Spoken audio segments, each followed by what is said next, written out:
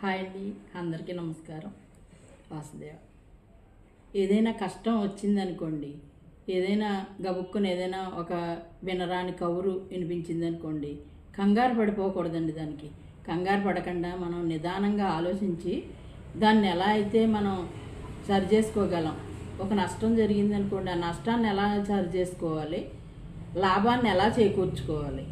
అలాగే కంగారు మాట అనుకోండి, అది ఏంటి, ఎలా జరిగింది ఏంటి, కొంచెం నిదానంగా ఆలోచించుకోవాలి.